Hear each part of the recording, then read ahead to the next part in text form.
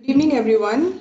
Before we start today's session, please feel free to do event check-in. This will give you access to information which we are running on Reactor. Also, you will get access to all the links that the speaker will share from today's session. I have already shared the event check-in link, but I will share it again with you all with the event ID in the Q&A section shortly. Thank you all once again for joining us today. My name is Rashmita and I'm the event planner for Microsoft Reactor Bengaluru, India. This session will run over the next 60 minutes including Q&A. This session is being recorded and will be uploaded to our Reactor YouTube channel. I will share the link to our YouTube channel in the chat section soon. Quick word on a code of conduct. We display this at all Microsoft Reactor events that we run and is just a reminder to be aware of others. The key thing to take out here is to be respectful of other people's views, understanding of differences, being kind and considerate in the way you engage. The chat will be open throughout and we do encourage you all to participate. Also, please keep your mics muted during the session. I would now like to welcome Vivek and Aravind as speaker for today's session. Aravind is a backend developer and has 10 years of development experience. Currently, he works at Elastic as developer advocate. Our next speaker, Vivek, is a tech enthusiast and an open source contributor with around 15 years of experience in the software industry. He works at Microsoft as a senior cloud advocate. But for now, I will hand over to both of you to begin the session. Over to you. Yeah, Rashmita, thanks for the introduction. And hi guys, I'm Vivek. And today we have a special guest for our Azure Happy Hour. That is Mr. Aravind. Yeah, Aravind, how are you doing? Hi Vivek, hi everyone. Thanks for inviting me here, and I hope we will have a great time talking to everyone. Thank you. So, I just want to start this session with my experience with Elastic. 5 years back or 6 years back, while I was working in a startup, Blackbug, we were using Elastic, and there is a reason why we were using it. We had a lot of warehouses. It is a Uber for trucking company, so we had a lot of warehouses from where the truck were moving from one warehouse to another warehouse, and warehouse was spread across India. And we had stored the information about the warehouses, indexed the warehouse information in the Elasticsearch. And that's how we were improving the performance of searching these warehouses, information about these warehouses within our tools. And we didn't limit that to just using it to the performance, but also we used it for the logging management, used Kibana for various things, and that was almost 5 years to 6 years back. But when I open Elastic, right? Today, when I open the website of Elastic and see how it has evolved, they have observability, the tracing, the APM, the security, the beats which has come in. It has evolved from time. So, just for the audience and for my sake as well, can you just brief about the Elastic Stack? Introduce us with the structure, the pillars of Elastic Stack. Great. Obviously, I'm happy to do that. So I would like to share the screen and then start talking as well so that people can observe what I'm trying to do. I mean, can I share the screen? Yeah, okay, great. So see, I don't have a lot of slides and I don't want to only talk and not show anything in real, so that you could go and try back home. So this will be a less talking and then more showing, I hope, and more answering actually. So please stop me in between to ask any questions. So basically, my experience with Elastic is it's not so different. If I have to tell you, I got to know about Elastic from a meetup. You would be surprised that I got to know about the company that I'm working through a meetup, not through a job posting or something. It's through community. Then I got to know about not the name Elastic. I got to know about Elk Stack, and there are several other these sort of names, right? Acronyms that we use in the the industry. And then I similarly got to know about Elk Stack. And then a lot many people keep talking about elk stack, and I got interested, like, why elk stack? What is elk stack? And that's where brought to the site, and then I got excited about API somehow. This is like 5 years back, and then like not even five, more than 5 years back. And then like I, as a regular developer, I'm really excited, and then I just want to do something more with the stack. I started exploring more interesting thing is like I'm a Java developer and serious backend stuff, EJBs and all old school kind of thing. Like I used to work on IBM and Oracle, that sort of technologies. And then I found this to be very regenerating to me in a way that I opened the source code and I compiled and did all of that. So long story short, I started enjoying and eventually I joined Elastic. So but in general, I even till today I still find out that a lot many people have different experiences with the stack, and it has grown into something really different over a period of time, and that I can't explain, like how big it has become. So generally, like I said, elk stack very popularly in the developer world, ELK. So that's why it's called elk stack. And then we came later, which is beats. So Elasticsearch is a distributed NoSQL REST-based storage data store, and which has a very powerful aggregation capabilities. So it's like a NoSQL data store, but primarily used for search. And you ingest data, you use the API to search the data. And there are various ways that you use the search API to do various things, and that search is helping us to do many more things. And in real, like that's the fasterness of bringing the data, and especially the text data, made us do very different things. So that's how you see this stack. Like Elasticsearch is a core store, and on and below that you have the log stash, which is like the ETL, which is the extract, transform, load function, which pulls the data from various plugins, various systems. Like I think there are 350 integration points for Logstash the plugins, and then like it transforms the data and then loads into somewhere else. And then like you have Kibana, which is like the UI on top of Elasticsearch, and then which can do multiple things. Like it helps you to interact with Elasticsearch. Of course, you always have APIs, but for some people who are non-tech or probably who wants to do dashboarding and analytics using a tool, Kibana is the way. Then came, while this is popular, then came Beats, which is more like an agent on a system. And while Logstash is is a pull-based system, Beats is a push-based system wherein you push data to it. All of them are like, you can find the code on the GitHub, github.com/elastic. And then you find a lot of open source repositories with open code, and you can find in different ways. Now, the thing is, we didn't stop there. And then the stack has grown into something different as well. So over a Just period of one second, Arvind, before you go there, just previous slide. You did mention that Elasticsearch is a data store, and community is, usually has this confusion. Is it a database? Is it a data store? How do you put it? So I would definitely say that Elasticsearch is not a relational database management system, RDBMS, like Oracle DB2, PostgreSQL, MySQL. But it is a NoSQL data store on the lines of MongoDB. You could use it like that because, see, we won't advocate actively saying like, oh, you replace your MongoDBs, you replace your Couchbase or something. But people naturally do that over a period of time, because what happens is like you store all the data, you are able to search in a different ways, and then it's a distributed system, it scales to petabyte scale, lot many options. So people naturally use that, like for catalog search, for e-commerce, for different types of search. So Elasticsearch can do structured, semi-structured, unstructured querying.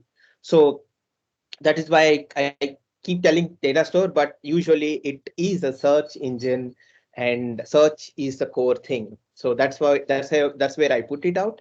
For folks who are like want to go much deeper into the RDBMS area, like why Aravind is saying this, or you need more information, there is a data store recommendations page on our site where we continuously update, like how if you want to use Elastic as a data store, what are the things that happen. And we run through Jepsen test, which is a famous benchmark for a lot of databases. So we also show reports for that as well. That clears the confusion. Mm. Yeah, we can move to Hopefully. the next.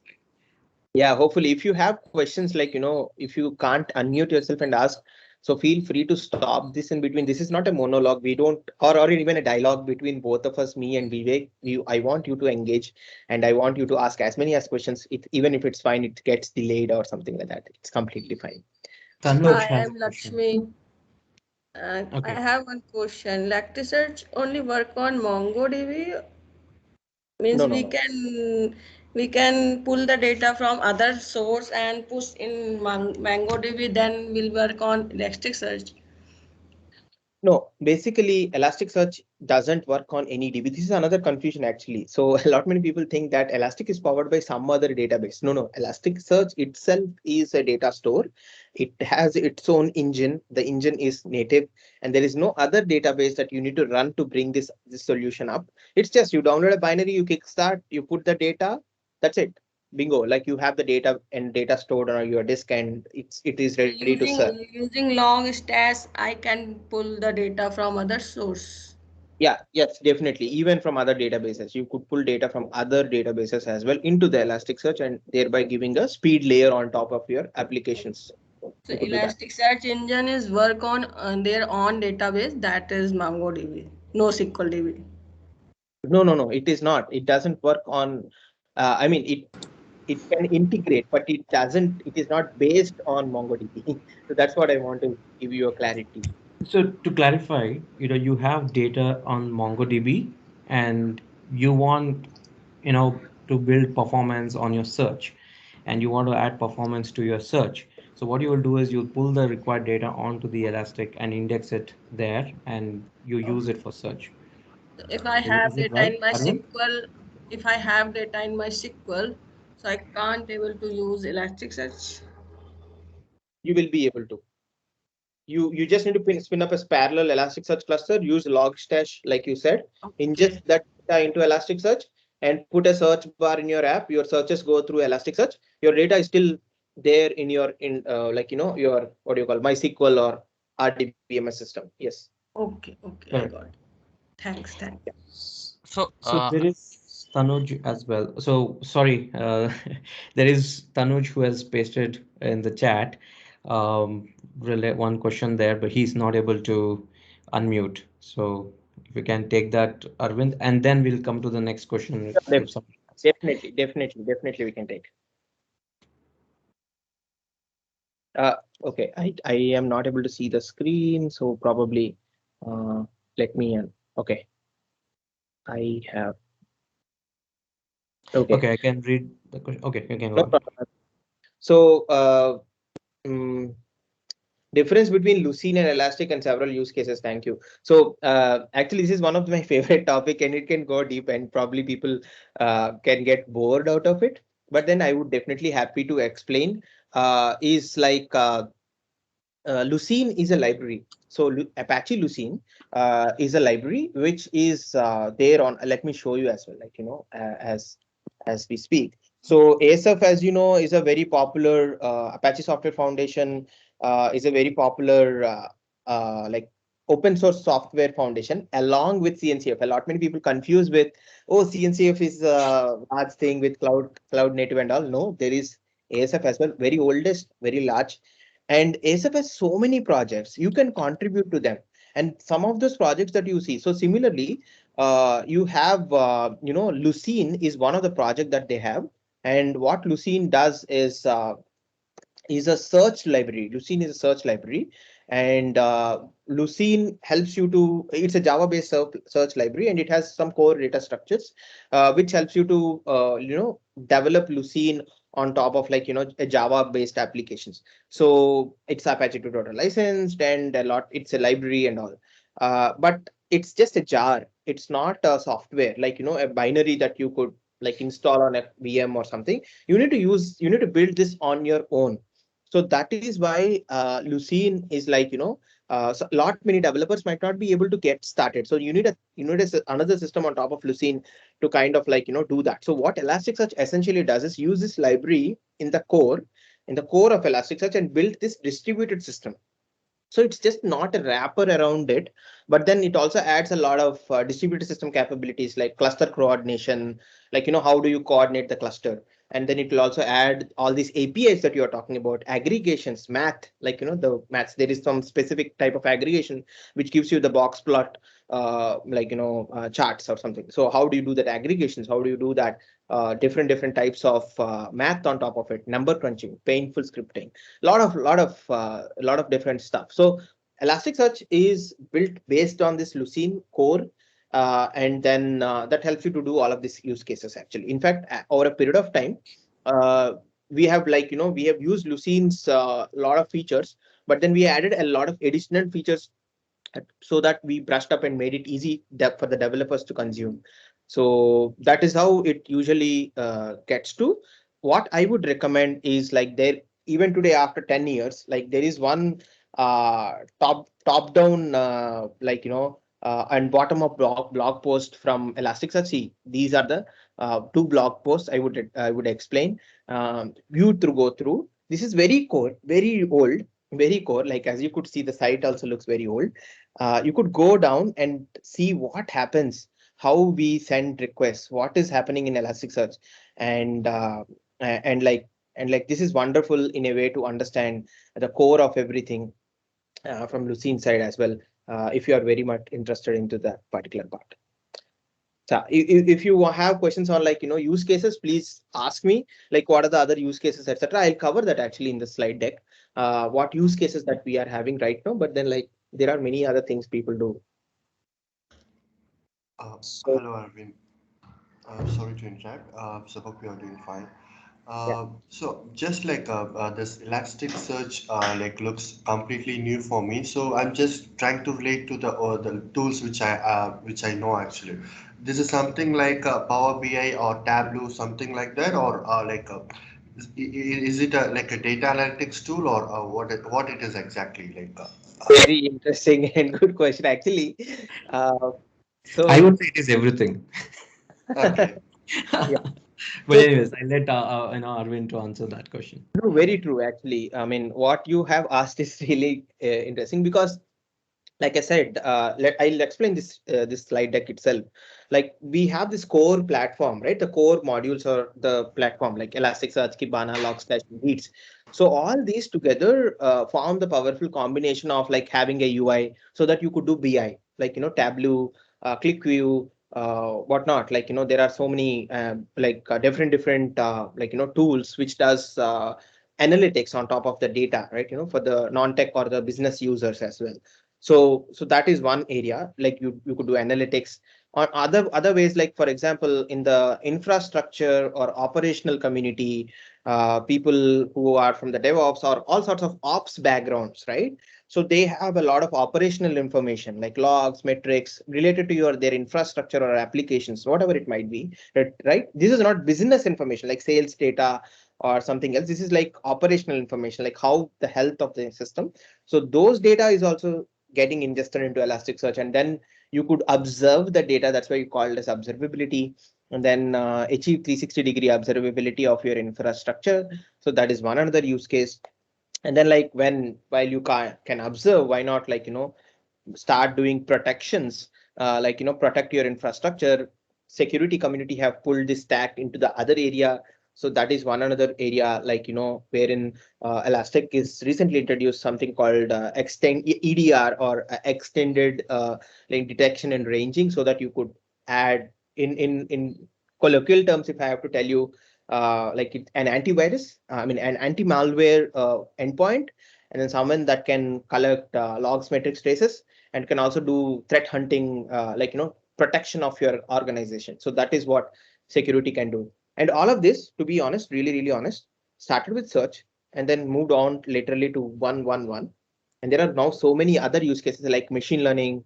There are other use cases where Elastic is, like, ramping up. So people do code search using Elasticsearch. Even GitHub search, code search is based on Elasticsearch. So many use cases. If I have to tell you, it's all how you mold this clay called Elasticsearch to make different things. So that's how the thing is, I don't want to waste so much time, so that we have time to demo also. So basically, I'll cover one more thing here. Is like I said, it is quite comfortable to build a search engine on the raw power of Elasticsearch, but over a period of time, developers want much simpler thing as well. So Elastic has this search for enterprises. Like, say, if you are a company, you are having multiple data sources, like, you have a SharePoint system, you have GitHub, you have Dropbox, Box, whatever, like, all Salesforce, everything. And you could collect data from those, crawl the data, and build a search experience. Or if you are like, Zomato, Swiggy, or all these new age digitally native companies, and then you want to kind of build a search bar for you to, so that people search biryani, actually biryani turns up and not something else, right? So if you somebody searches for chembur biryani, or like, chettinad biryani, so chettinad biryani should come on top, right? Something else should not come, right? Hyderabad biryani should not come. So all that relevance tuning and all, there is a UI for it now in Kibana. So that's how enterprise search has born. So it's just a layer on top of it to do this magic. So all of these have those layers, and that's how there are three different solutions actually. So any questions? Again, happy to take. We can take one question and go through the session, and probably we can keep the questions Yep, at the ask me anything at the end, where we have that 20 minutes time slot. definitely. Okay, there is one question actually from Asif. This is related to, I think this is related to security. Uh, this is on the SOAR tool and SIMI. Okay, so I guess, okay, sorry. Basically, I'm just going to take a look at that again. Can this be used as SIEM or SOAR tool? So obviously, yes. So that is the thing that people generally start using it. We have a Slack community of nearly 10,000 people now. A lot of security professionals in that. You could join and ask more questions around that. But yes, this tool is something that you could use it for a SIEM or a SOAR use cases. Actually, SIEM, but now it is becoming more of like a sensor based XDR. XDR is the latest thing right nowadays. So that's what is it, you can use it with. So let me like, I think, Vivek, I think you can take away, and like, now that we have some basis, I'll we could go ahead and explain more about Elastic and showcase some stuff, so that like we can come back and do more. Sure. So that's about Elastic. From an observability, there is security, there is enterprise, and then it is built on a core. Um, when we are thinking about using that for scale, right, you definitely need a support from an infrastructure, and that infrastructure is provided by the Azure, and how you can use it on top of Azure. So I'll just give you how you can work with Elastic Stack on Azure. I'll just share my screen, and we can see there are different ways to deploy the on Azure, especially from the Elastic perspective. One is Elastic on VMs, which is there, and then uh, we have Kubernetes, and then there is Elastic Cloud on Azure, and there is a way to choose this, right? What you want and how you want to drive this, and this is a couple of things which is available out there. So this is a wonderful Learn module.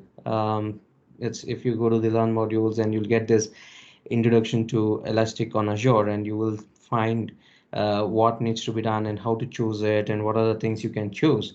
And this is, if you are looking for speed, Elastic Cloud, which you can use, from a speed of deployment perspective, and then there is good in configurations, ease of use. You can choose based on the requirement. So the requirement for VMs is, if you want to use Elastic within the Azure tenant, you want to use it within the Azure ecosystem, that's when you're going to use it on VMs. And you're looking for scale, and you're looking for management of the infrastructure and other things, and also you want within the Azure environment, that's when you are going to use it with Kubernetes. We have a whole lot of dedicated session on 3rd September on specifically for Kubernetes, and we will definitely talk about the architecture of Kubernetes, how Elastic can be deployed onto the AKS with the operator, Kubernetes operator, which they have, and how you can use it for scale. And we will obviously discuss some bits and pieces of daemon sets and other things, which are very important for using the Elastic stack there, right? So given this, in today's session, so Arvind, can you walk us through two different deployments which we can get started with? One is obviously on VM through a marketplace, and the other one is through the Elastic Cloud on Azure through the portal itself, right? So can you just walk us through that?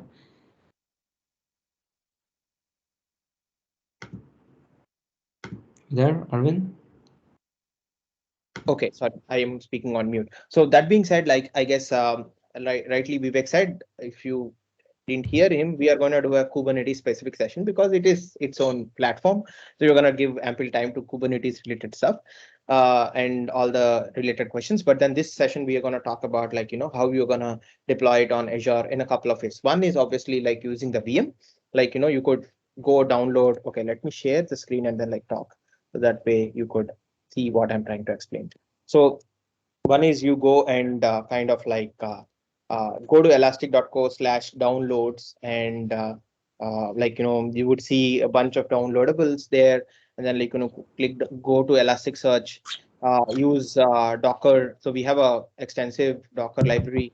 You could find out like you could go and download and then like start. So that is one way. Like if you want to go do a Docker based stuff, or if you are comfortable downloading Linux architecture and like you download and build a cluster by yourself using Azure VM. So that is a pretty standard way to do. That's where Vivek is showing how you would need to do, like, or what are the problems that you would face, the ease of management, ease of update, what are the factors that come into play, which is very common for any software. Like when you are trying to deploy in a bare VM, that's where like, Docker ecosystem has also got popularity. So now the other way is like Elastic is one of the very few open source partners with Microsoft Azure. So what happens here is like we have a very close relationship with Microsoft Azure, and it's all on the blogs and everywhere. So we have developed like Azure, like if you type Elastic search here, you'll be able to see that like there is a Elasticsearch service in the Microsoft Azure itself, along with the marketplace thing. I'll come to the marketplace thing in a minute, but then like I'll just show you this thing, and then I'll move over to marketplace and explain more about that. So what basically? Arvind, can you just increase the font so that we can see it? Yeah. Okay, good enough. Great, this one is good. Yeah, I think this is good. This is good. Okay. So basically, this is a native service that is being done all with Elastic APIs and the cloud platform that we have called Elastic Cloud integrated into the portal of Azure. So it's a preview service. Go give it a try and share us the feedback. We are ourselves and also the Microsoft team is very actively looking out for feedback. So please let us know how do you feel that and what you could do with Elastic. So basically, you create a cluster. There are obviously the options are a bit limited when you compare it with like everything that is there on the Azure, like where you could deploy which region, and like there are more regions now. As we speak, it is going to increase more and more. But then like the sizes and the infrastructure, storage, everything that is also at this point of time is a bit like limited. But then we look forward to implement it. Like we could give like the resource group. And Just to be clear, this is in preview still. yeah, this is in Yeah. preview. This is not GA. Okay, that's why I want to be like this is a preview service. Okay, so I could go and like say AC dev and say I could go to the next. The good thing with this service is like it is native to Azure, so that you could automatically get all the subscription or resource logs or any defined sources that you give here. Like there are defined sources for Microsoft Azure platform, like you say Microsoft slash like app service logs, and it will gather all the app service logs automatically just by giving these things. I'm not doing that now, so that's why I have unchecked that. And then you can associate tags like a native resource, and then like agree, review, create. It will take few or 3 or 4 minutes to bring up a deployment. So I already have a deployment in the interest of time. So I am showing you that deployment. So if you see here, the cluster has some details like where it is deployed, what URL. If you want to changes, it says that you click and you go to the managed changes on the Elastic Cloud. We'll come to that just in a minute. There's Kibana, like I showed, Kibana is a UI. I'll click on Kibana so that it'll automatically take us to Kibana and log in with the Microsoft Azure account. So don't worry, like if you're not going out of the tenant, actually you're literally like using the credentials to log into Kibana as well. So it's all good here. The icing on the cake, and I really like this because earlier when I want to collect data from any public cloud platform in general, is like you need to install agents, you need to get some permissions from your admin, and then like you need to have the right IAM roles, and something goes wrong again, you need to go to the flow, and because the security folks would also stop you to do some things, sending the data out. But with this service, it becomes much easier because I could go to the virtual machines and I could simply install the agent that I want. I mean, the preferred approved agent from your cloud admin, and then I could select, like, say, for example, this is my machine, like, and I can install the extension, and right there I could get all the logs, metrics. I could get all the Kibana stuff configured, and it's quite easy to manage as well from the Azure point of view. And then it is very easy to get all of this. Like we spoke about subscription activity resource logs. This is the another way wherein you could also get your infrastructure related logs, etc. And then obviously you have integrations like Event Hub, like you could configure a queue service to send all the data through that, etc., etc. So it's all natively integrated. That's what I want to talk about this thing. So this, give it a try. Let us know what you think, and you would be, I think, like you would have a great time interacting with this one. So now that being said, that is one native service way. But then today, if you are an Azure user and then a developer who's developing applications on Azure, and then how do you use this service? Like, I know that a lot of many people are really don't know about Elastic, or like, you are hearing it for the first time. But because it's a popular dev tool, I'm just keeping that part a bit. And then like, you could obviously find in the documentation, I think like Vivek also will walk you through that. But then I'm going to explain a bit more about the ways to deploy, and then we'll go back and show you some things as well.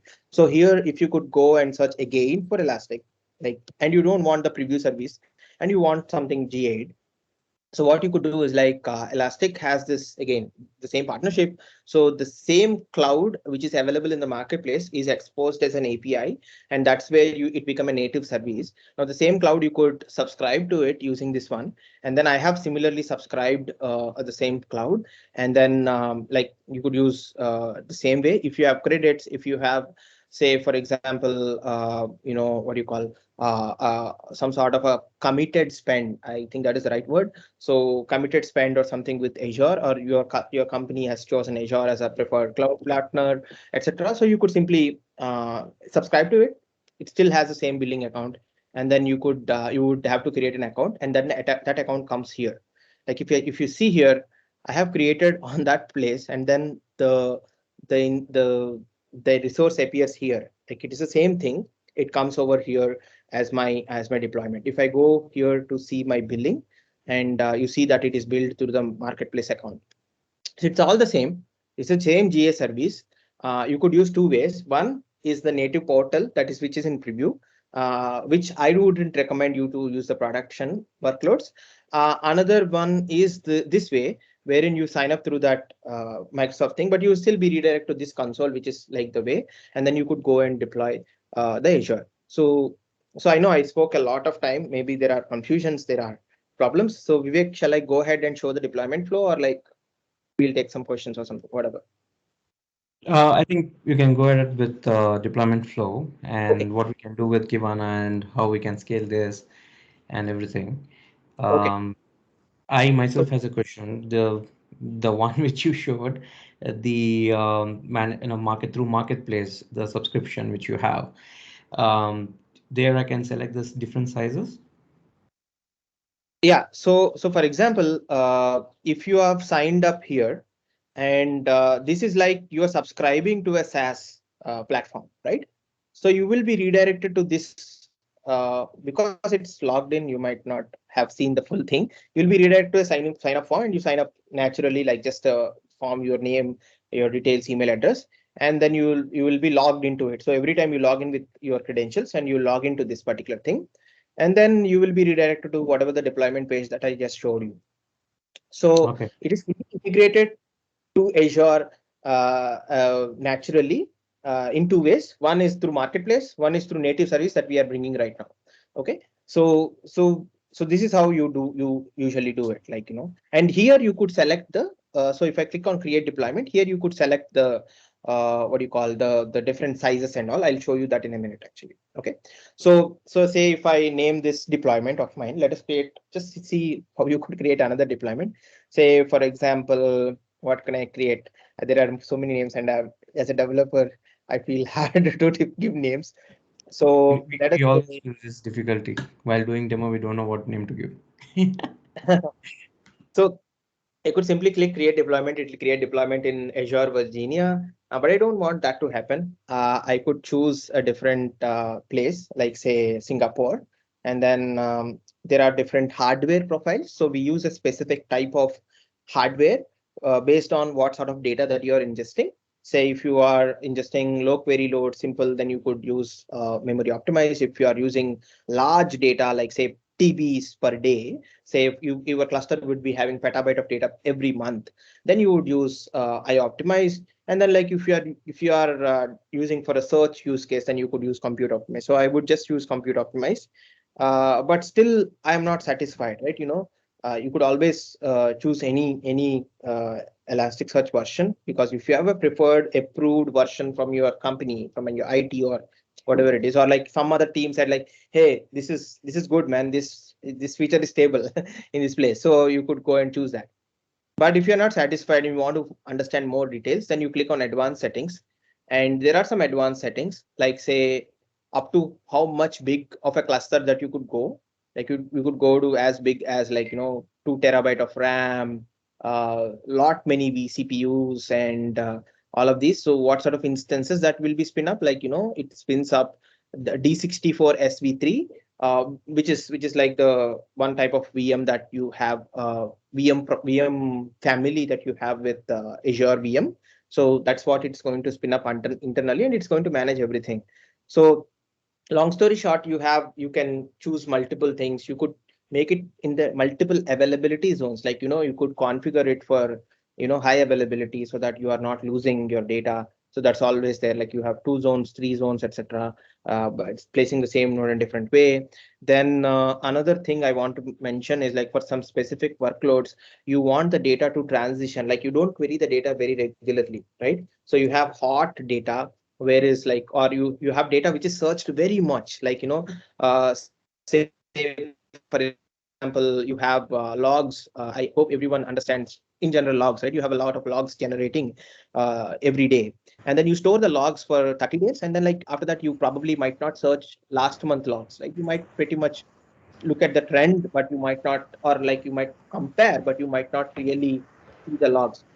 So what you could specifically do here is kind of like, store the 1 month log in a hot data. Later you add a warm tier, which is like it exactly says, like less frequently queried data for increased cost savings. So it will choose a different sort of VM profile, like E16 SV3, which is a bit different, offers you less computational power, but then stores data in a different way. And if you are like, uh, over a period, you're talking about years of data, like say 1 year data, like, our 1, 3, 4 months, 6 months, and then you're talking about 2 years or 3 years data. Then you are cold tier as well, and then like you use this cold.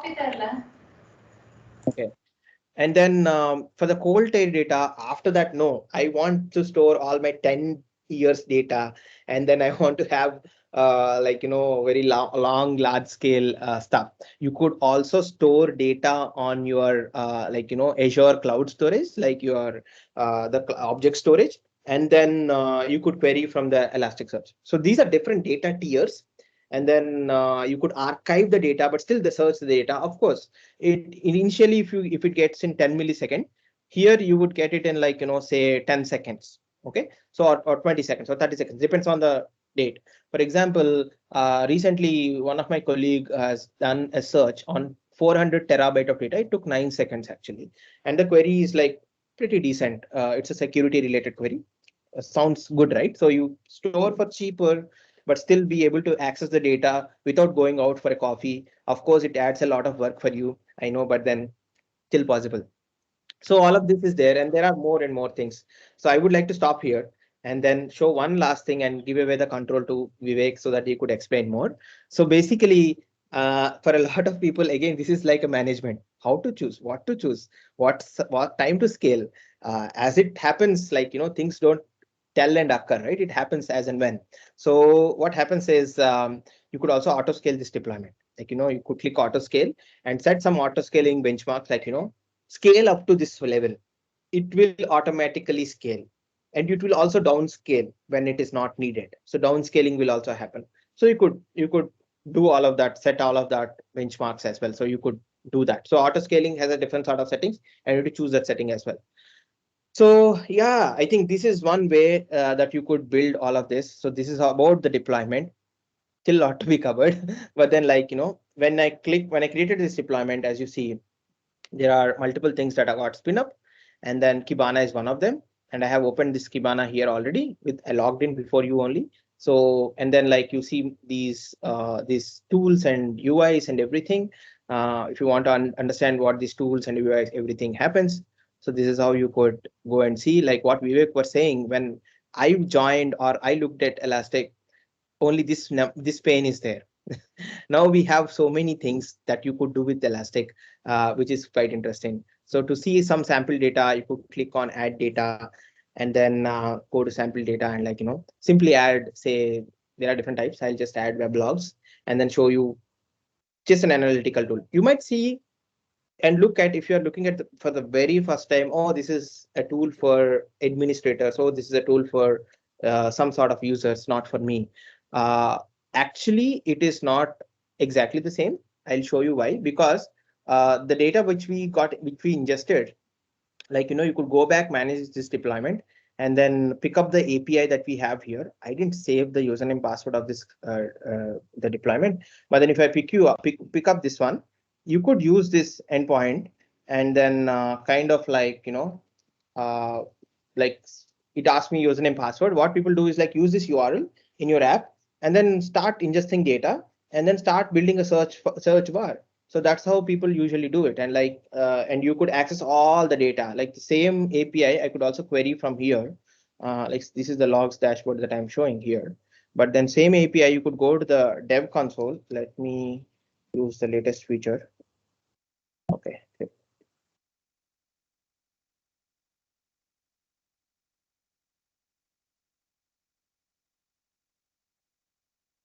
So I could go and uh,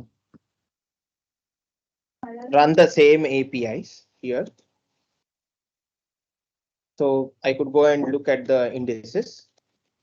So these are the APIs that you could whatever I'm talking, see all the indexes that are created. Or if I could also go and search for the data that is like Kibana sample data logs that we just ingested, fire some search queries on top of it. Yeah, you have the data. So this is how the tool works. This is how there are multiple areas that you could go and look at things.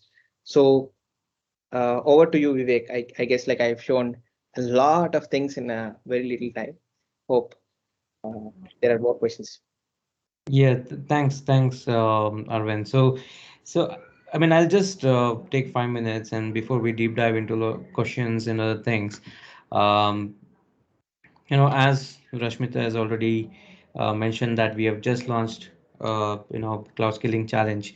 So it's basically a learning path. So it's not a challenge for you. It's basically 2 hours of learning, and I myself took this yesterday and I have completed. I see Arvind has not completed, so I'll make sure he completes it after this. Okay, so this is something we have just created the collections, so you can understand all these things which Arvind just explained, how to get started with Elastic on Azure, deploying Elastic Cloud, what are the things you can do with it. And this section, anyways, we have a separate discussion on 3rd September. You can obviously sign up for that. And then there is a virtual machine, which again Arvind just explained. So go to Cloud Skill Challenge, which is the link which is provided by Rashmita. Just go there and just try it out, and it has all the details. So this is one of the one of the learn module which I showed you, but there are Elastic on Cloud, and you'll be able to even play with Kibana, sample data and other things, and how to be done, how to work on this. Um, Obviously there is exercises, there is questions, and how to get started with step-by-step things are already available there. Just go there and get started with it. I'll just open up for questions actually. So I just don't want to take much time. So Asif had a question. Oh, you have already answered that question. Hey, Arvind and Vivek, this is Dipanjan here. So I have a question. So first is for the deployment standpoint. So I was saying that we have different clusters, or we could add, like if my queries is not more used, it can be pushed to a different cluster and so on. So are those add-ons kind of stuff? So I have a main cluster and that can be acted as add-ons. So how is the deployment would look like? So I want some specific details on this. Like, say, for you're asking like whatever the thing that I showed just out. Yes. I wrote it, right? So you could see more. We could see more options. Like we have, like I forgot the names. So some different cluster was there, right? So you mentioned that some queries which is not being used, or some data which is not being used for a long time, that can be pushed down to different cluster. So those services we have to take as part of add-ons, or how it is the deployment. So this is called index lifecycle management. So this is not an add-on or something. So what happens is you just need to add the data tier in your cluster. So say for example you have hot data and you tell hot data, warm data, cold data, frozen data. Frozen is archival. Just keep it aside for a while. You have these three types, right? Just think like red, yellow, and green. Three colors, right? You have three types of buckets, which are essentially computation systems. Like you have a VM with a specific profile, right? And the one bucket gets filled, it overflows to other one. The old data overflows to other one, and the old data overflows. So how you could do this cron job kind of a thing is what we do with a feature called ILM, which is Index Lifecycle Management. So what ILM specifically does is like helps you to set these, on various conditions. Like say if it reaches 50 GB or if it reaches 30 days, either one of them move that. If it reaches this sort of a thing, you could do many things, man, actually, and then like you do that. So but only thing is like you need to have this. If you are doing on Azure VM and you are creating this cluster of like 10 nodes with different profiles, right? Like hardware profiles. One, you need to choose that you appropriately. I'm telling the problems, right? I'm telling the other side of the equation. One, you need to choose that right profile and then right hardware size along that, and then you configure this job. And once things doesn't probably overflow, then you need to look at that. Here we are with the same credits or whatever the same billing account. You spin up this cluster, and we do set up all of this. You just at a click of button, you add this, and then over a period of time, you just need to click buttons. Just need to like create these index lifecycle management policies, and then automatically the data would overflow into multiple buckets, and then eventually go. Understand. So, Okay, so thank you you. mean, so you mean to say I have the hot tier, and if I just go to your edit settings and change it to the frozen, automatically the data goes into the frozen? Yeah, let me as well show you. Some of these are a bit complex, and then like maybe my thing might not be really simple for you, a lot of you to consume. So go to index management, like you see indices that are already there, and then there is index lifecycle policies in the left side. You see under the data. I hope it is visible for you all people. So you click on create policy, and in the create policy, you see hot phase, warm phase, cold phase, frozen phase. Now, these are only applicable when I have those phase, right? When I have those hardware, these are applicable. Even if I click on, I should have that the tier available. Otherwise, this is of no use. You're just monetarily and just simply moving in the same node, and it doesn't really work. Or in the same node, you're moving to a different index probably, so it doesn't really work. So if you have that hardware thing created behind, and then you actually have a so what Sorry, we do. can you just show where the tier was again? This one. So this is okay. I use the like search bar. You could go to index lifecycle policies. Otherwise, I'll show you. Let me show you here. You have management here, and then under the management you have stack management, and then you click on the stack management, which will show you this index lifecycle policies under the data. And I click there, and where I land up into the index lifecycle policies. Clear? Thanks. Yeah.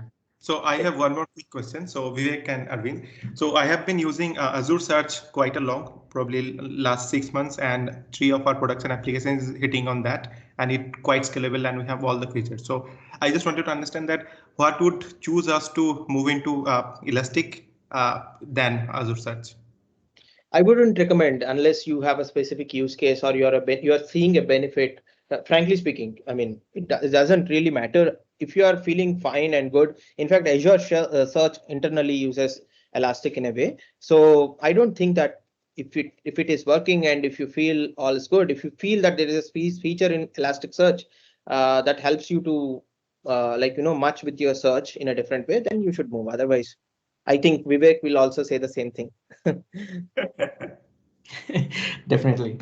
So we also have Leonard asking this some question. He has raised his hand. Go ahead. Yeah, guys. Hey, this is Leo, DevOps engineer. Can you hear me? Yes, yes, yes. Yes. Please ask Leo. Okay, thanks. Well, yeah, just a quick question. Maybe you have the answer, maybe not. But we have a production environment in Azure in East US. Okay, so Elastic Cloud Enterprise, a medium installation with 3 coordinators, directors, and 3 allocators host on Azure virtual machines. So we deploy it in a manual way. And now we need to create a similar production environment in West Europe. Okay, so I'm looking for do that in an automated way. So my question is, there's a playbook, an Ansible playbook, in order to install Elastic Cloud Enterprise and all the prerequisites needed in an Azure virtual machine, and then to set up all those hosts, I mean, coordinators, directors, and allocators properly. Mm. So yes, I think there is some automation available because you are a customer and you already have ECE, which is Elastic Cloud Enterprise. I think you should go ahead and ask this support. If not, I would try to find out the GitHub link and share you that right while we are in the call. I'll see if I could get that. But then like I guess there is some automation. I guess there is also a blog about it, like how do you spin up ECE environment in a cloud in an automated fashion. I'm sure that it's an Ansible playbook. I'm sure, and it's Okay, not okay. something. Yeah, I'm sure it is that you could set up that. There are some pre-configurations that you need to do, but then I think it is pretty much there. Yeah.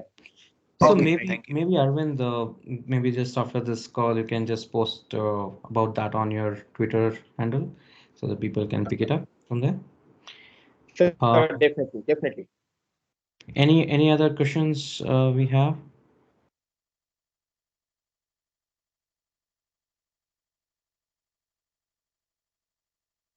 So there is a question from Shivdeep. How do I trigger a move to these phase based on a particular criteria like data indices older than 6 months, more to cold and frozen. So basically, how to change the phases based on some criteria, um, and it is already a 6 months old indexed. Okay. Okay. So again, I think one of the things that I keep doing is like, stop sharing, but then I share. So see, I think we stopped the story in between. Like, you create the policy here, enable warm phase or hot phase or whatever. See the thing changes here, like hot phase for X and then warm phase for infinity, right? Now, so first of all, let me explain this as well. So if you are doing on-prem, it works differently. You need to configure some settings. If you are doing on managed service, forget about it. Add the tier that I showed here in the cloud console previously and come back here and do this configuration. You're good. But if you're doing on-prem, you need to set some, you need to first of all choose this cluster with these hardware profiles. And then in the elasticsearch.yaml, you need to have node.tier is hot, node.tier is warm, node.tier is cold. You need to have that phases configured. So that way the node is designated as hot, warm, cold, etc. Okay, so that's how you kind of like do all of that. So I'll click on advanced settings here in the hot phase, and the question asked is like, how do I change when X happens? Say now I'm using the recommended defaults like rollover when an index is 30 days old or any primary shard reaches 50 gigabytes. So this is the basic condition, right? And if I will disable that, and then it shows enable rollover when it reaches 50 KB and maximum of 30 hours. And you could also choose how many documents to be moved, and you can also choose multiple. These are our conditions. Each one of them gets fired, it will just trigger. You could also make it like an end condition. And again, all of this is like an API. So if I go friend, you would find out the API for the same policy. Let me see if I could show you that as well. Say for example, there is a logs policy, and I could go and show you. I think that the UI has changed a bit, but there is a way that you could go and see. This is also API. It's underscore ILM, and then you could put this one easily as well. Okay. So I believe that is how you could. And in warm phase, you could tell that after like X amount of time or when it hits this thing, migrate all the data to the cold phase. So that's how you could do it. And finally, you could also say delete my data, or you could go and say like like snapshot this data and delete it, or you could say that create a searchable snapshot like for long-term storage archival and refer it back so that you could still search, but it is in the long-term storage actually. Let me actually show you the for a minute. Let me show you the ILM documentation, which is very popular. Many people ask many questions. So this is the documentation. It's very exhaustive, explains everything. But if you are looking for a tutorial, there is a tutorial as well, which I skipped here. So a guide actually. And then the documentation also is getting revamped in a crazy way. I'll show you that as well. So, it explains how you create everything, what are the names, and the UI needs to be updated a bit, but then like it explains everything in a detailed fashion. So I hope this helps. But yeah, if you have more questions, happy to take.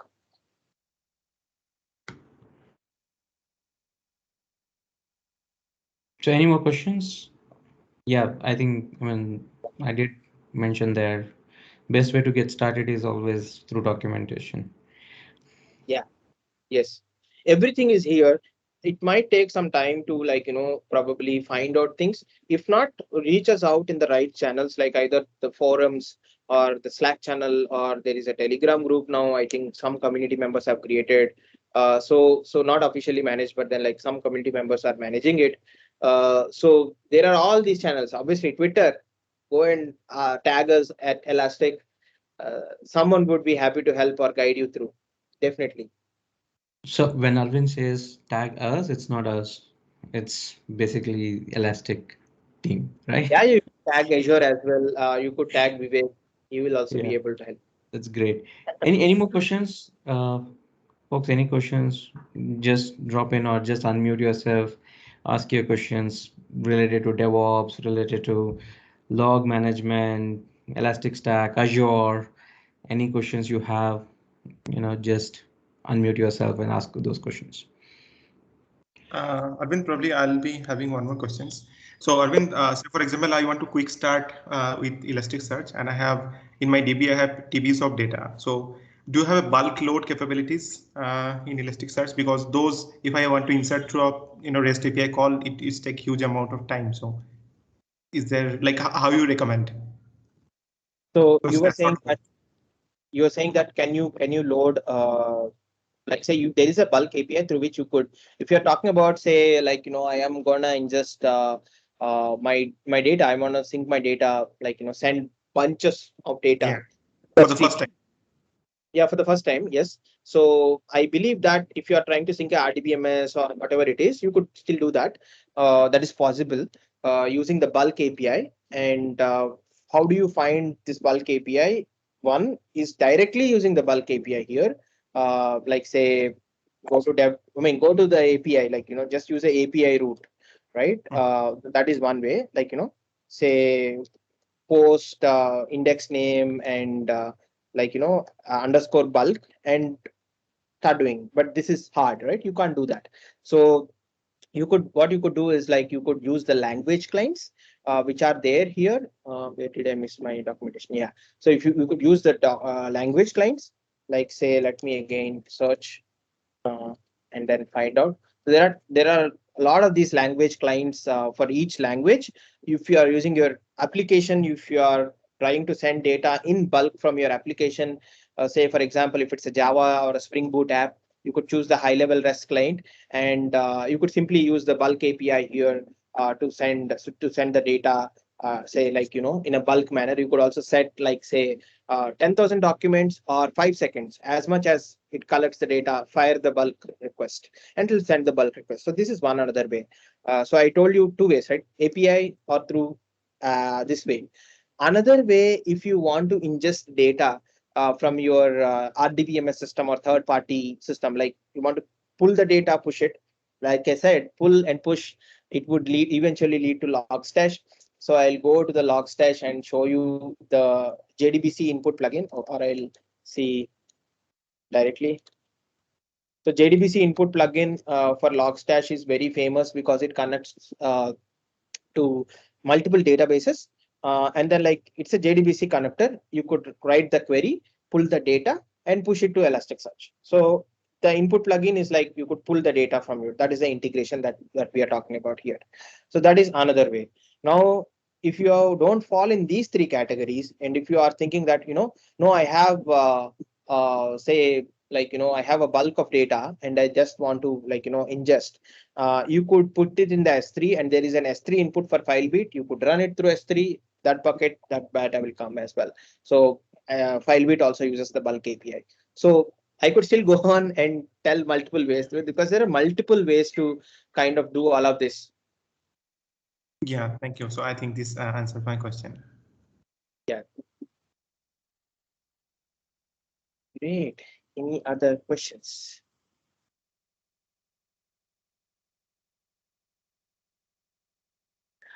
I guess so. So if you have any questions, like feel free to ask me, or like Vivek, I guess. I don't know if Vivek is still available. Or yeah, I think Vivek somehow logged out, maybe due to the internet. So what we essentially want to cover is like just all of these information with respect to the cloud, VM profiles, tenuring, like scaling. We showed scaling related bits. We spoke about ILM and like different ways to approach.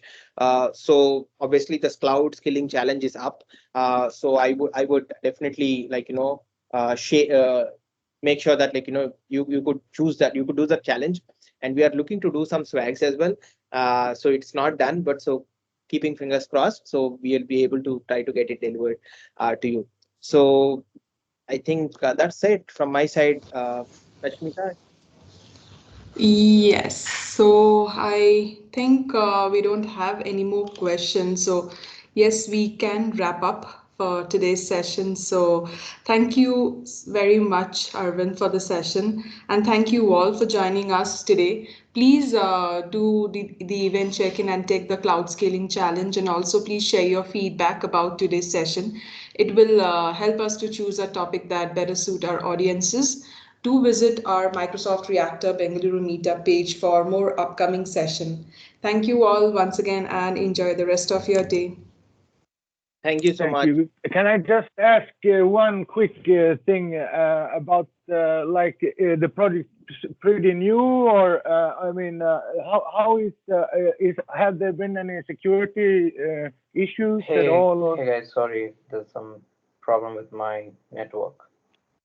No problem. We are just wrapping up the event, but then you could always talk. I guess there is a question from someone I'm not able to kind of like see, but then please ask, like, is there any security? Yes, please go ahead.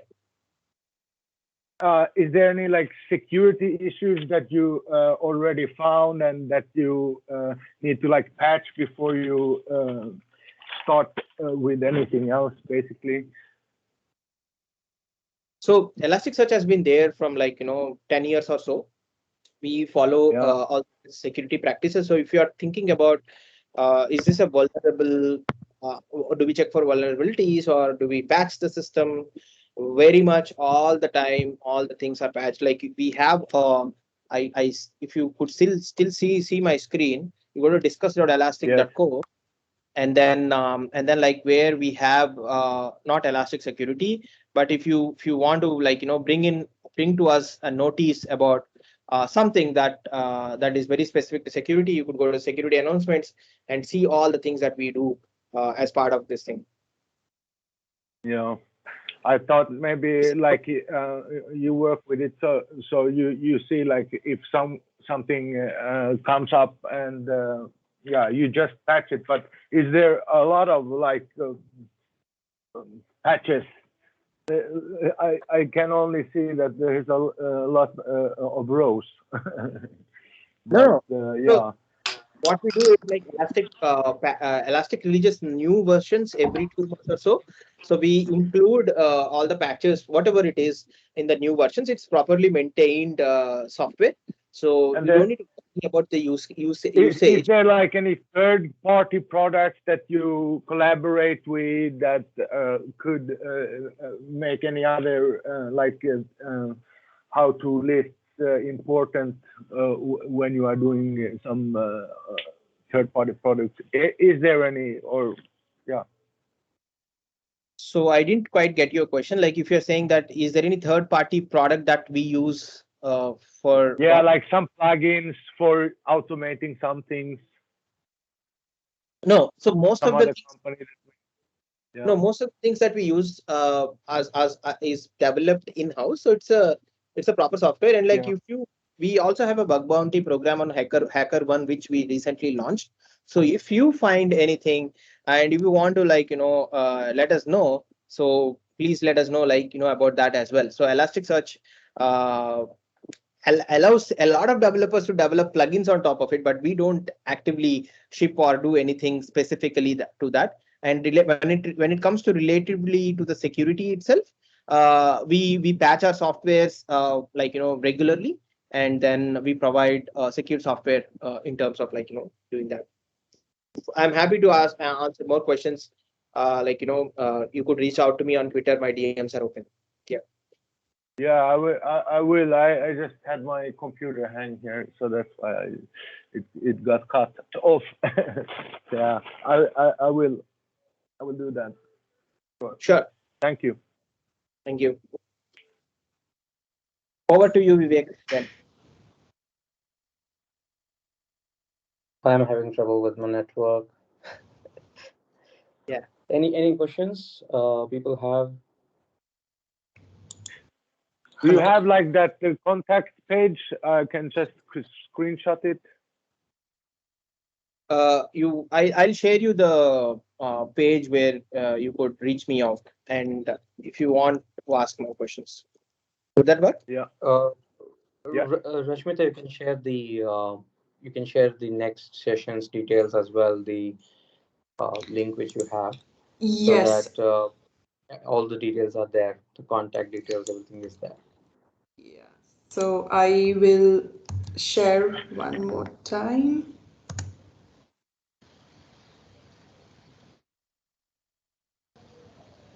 Hello, Arvind.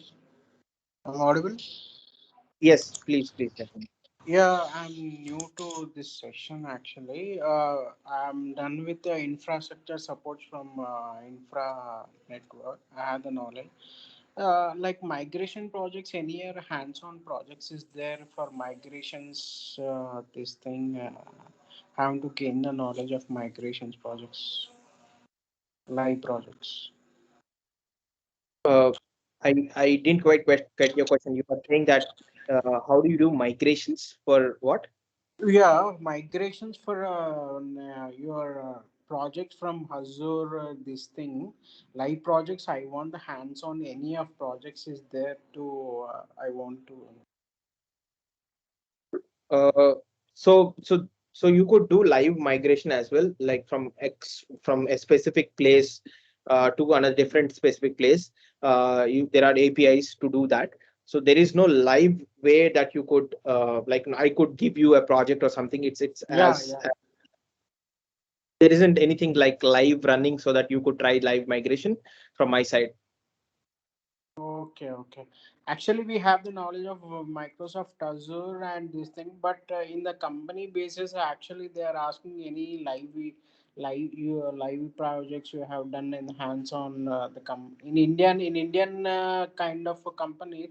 They'll ask you have any migrated any projects or you have experience on this. Okay, okay, practical experience. I think that then Yeah, you definitely try to do this learn course, which will let you create a account, help you to do this live, I mean learn module. The cloud skilling challenge that we have opened up today will help you to do all of this in live, and that could potentially help you to do a lot. Vivek, I think you could add on. Yeah, yeah. this has even the sample data and other things as well. So you can play around with the sample data and do a couple of migrations, and you can also find sample data online, I believe. Yes, obviously You go to work for any company or you work for any company migrations or which company you work? sorry, I didn't get the question. You work for any company or you for but any company you'll work for migrations for this thing, all those things, or like you are training? So basically, I work for Elastic itself, the company Yeah. which producing the software. So as you see, Elastic.co, this is the same software that is available for you to kind of consume. So I work for the same company. I'm a developer there. Product based companies. Yes, obviously. Yes. Okay. Great. I think if you have any questions, happy to take. Else, I think we can close for the day, and just go back and complete the cloud skill challenge to get a hands-on feeling, and then uh, you know just come back on 3rd September with a lot of questions for us. 3rd September we have Kubernetes and Elastic on Azure, so how we can scale that. So let us do that on 3rd September. So do RSVP for that, and then join in. Before you come there, just complete the cloud skill challenge so that you can get a hands-on experience as well. And when you come there, and you can ask questions to Arvind and myself. Looking forward for Okay. all the questions. Thank you for joining today. Thanks, Ashmita, Vivek, for arranging this session. I look forward to interacting with you again on September 3rd. Thank you, Arvind, for joining in and sharing Thank, all the details. Yep. Sure, thank Ashmita, take you. forward. Yeah, thank you, Vivek, and thank you, Arvind, once again for today's session. And thank you all for joining us today. I've already shared the registration link for 3rd of September on the chat section. So please go ahead and do the registration for the next session. And yes, thank you all once again and enjoy the rest of your evening. So just one second, Bharat, you have any question? Yeah, actually, in pipelines of server pipelines, actually the Microsoft has dominating all those things, and the Microsoft Azure, they are moving to satellite kind of things, and they're moving these things. How can the product company they will survive, or big company, big firms like Microsoft they will survive? What the criteria now? The IT scenario is very. This thing we how the product companies, small companies are like open source are dominating, or product companies are dominating. Um, I mean, we can take this question offline. You just connect with me. I'll be able to help you understand what exactly the space thing is and what is the other services which we are doing and how we are working towards the startup forums, the Yeah. small and medium as well. So I can walk you through that. We will take this offline though. Okay. Okay. Okay, Astush, thank you. Okay, all. Thanks for joining in. We will connect next week. Next week. Next week is definitely we have another Azure Happy Hour from Vivek Raja. We'll catch up for that as well. Thank you. Thank you, Arvind. Thank you. Thank you.